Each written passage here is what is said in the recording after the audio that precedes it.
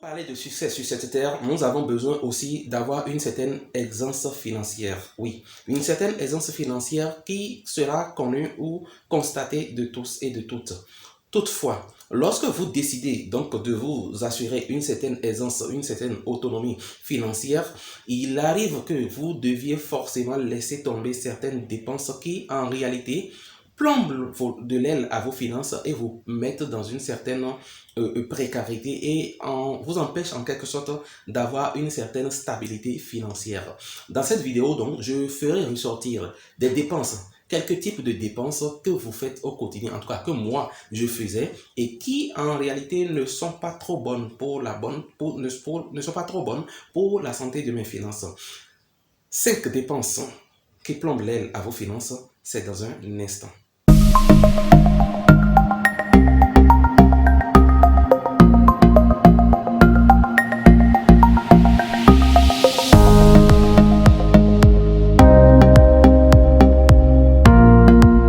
Salut, bienvenue sur Insertion Pro, la chaîne qui se propose depuis un moment donc de parler avec vous de l'insertion professionnelle des jeunes en Afrique.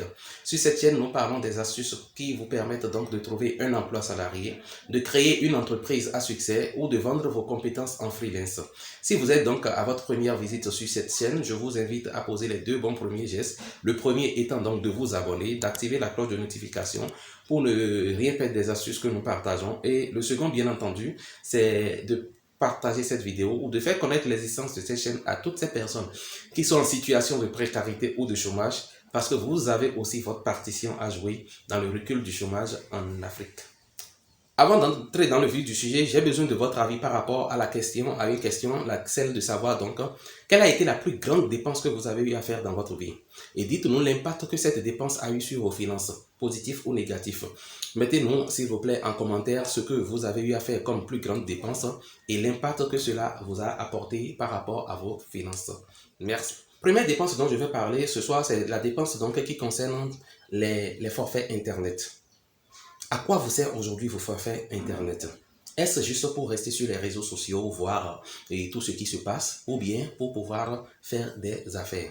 Et si c'est pour faire des affaires, essayez d'évaluer en quelque sorte combien ces affaires-là, l'achat de vos forfaits Internet vous apporte aujourd'hui en termes de retombées financières. Oui, essayez d'évaluer pour savoir si vous n'êtes pas en train de gaspiller juste de l'argent pour pouvoir être sur les réseaux sociaux. Parce que ce que beaucoup de personnes ne comprennent pas, les réseaux sociaux ont été faits en réalité pour vous rendre accro, pour vous rendre dépendant. Comment dit-on? Le but visé est de vous maintenir accroché autant que possible aux réseaux sociaux.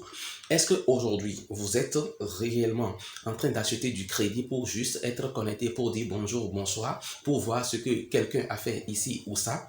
Ou bien, ce forfait Internet que vous achetez par mois vous sert réellement à aller de l'avant et à augmenter vos finances. Si ce n'est pas le cas, ça veut dire que les forfaits Internet que vous achetez aujourd'hui plombent l'aile à vos finances. Deuxième dépense à laquelle il faut penser, c'est celle qui concerne donc les gadgets électroniques. Que ce soit votre téléphone portable, et la télévision que vous utilisez, et l'ordinateur, etc., etc. Ce sont des choses, des fois, qui coûtent extrêmement cher lorsqu'on recherche une certaine qualité. Mais vous ne pouvez pas rechercher la qualité juste parce que vous avez envie de faire du faro. Lorsque vous voulez juste faire, donner bonne impression ou bien montrer aux gens pour paraître simplement.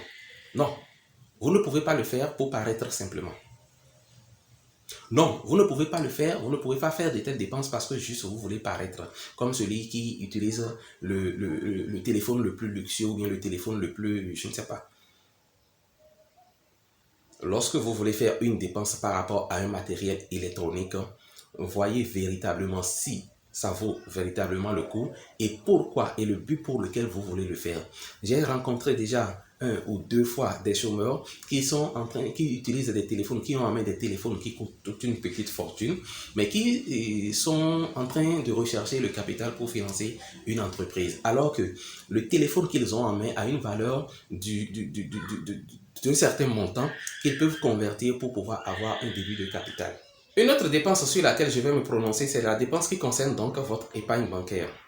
Ça peut paraître bizarre, oui, mais moi je la classe parmi les dépenses.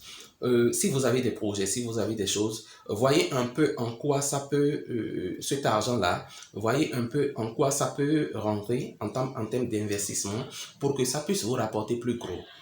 Dans la sous-région UEMOA ou bien CEDEAO, je crois que le taux maximum qu'on peut vous servir pour un compte d'épargne, je crois que c'est 4,75%, je crois, si je ne me trompe pas. Au maximum, je crois, la barre doit être autour de 13%, non, je crois bien, si je ne me trompe pas. Donc, si nous sommes à ce taux-là pour, en général, les banques, alors que vous avez aujourd'hui des investissements qui peuvent vous donner encore plus grand, pourquoi immobiliser alors ce capital? Pourquoi être en train de cotiser simplement alors que vous avez la possibilité de fructifier? Je suis d'accord, si vous êtes déjà peut-être à un niveau de stabilité donné, que vous avez forcément besoin d'immobiliser véritablement ce capital, je vous propose même de le faire en DAT et non en simple épargne.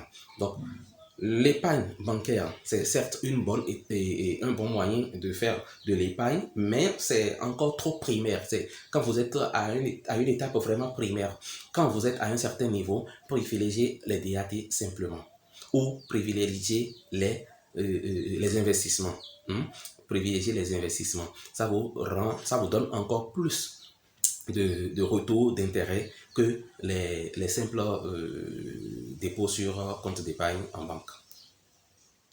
Une autre dépense sur laquelle vous devez faire attention, c'est la dépense qui concerne ce que vous dépensez par mois, par exemple dans les restaurants.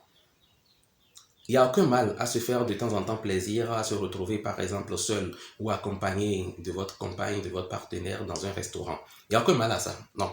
Mais lorsque vous en faites une habitude et que vous êtes tout le temps, que ce soit seul ou accompagné, vous êtes tout le temps au restaurant, vous dépensez de l'argent plus qu'il n'en faut. C'est-à-dire, vous déboursez un budget à part, en quelque sorte, pour la restauration, ce qui n'est pas souvent bon pour vos finances si elles ne sont pas à un certain niveau déjà.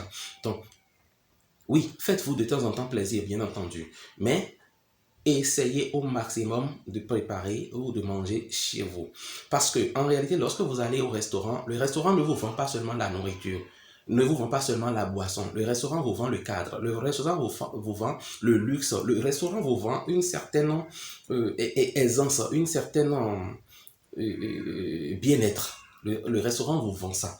Et quand vous allez, c'est que vous en payez forcément le prix. Donc, c'est une dépense sur laquelle vous devez aussi réfléchir si tant est que vous voulez une certaine aisance financière. Voilà donc un aperçu global des dépenses que vous faites au quotidien et ou par mois qui en réalité n'aident pas toujours vos finances, ne vous accompagnent pas toujours dans une certaine indépendance ou stabilité financière. C'est à vous de voir s'il y a des choses que vous pouvez corriger à ce niveau. Si à votre niveau aussi, il y a des dépenses que vous avez eu l'habitude de faire et qui ont dérangé sérieusement vos finances, je vous invite donc à nous en parler dans les commentaires pour que nous puissions aussi savoir et ne pas tomber dans le piège si piège il y a éventuellement. Merci à vous d'avoir suivi cette vidéo. D'ici là, portez-vous bien et allons au sommet.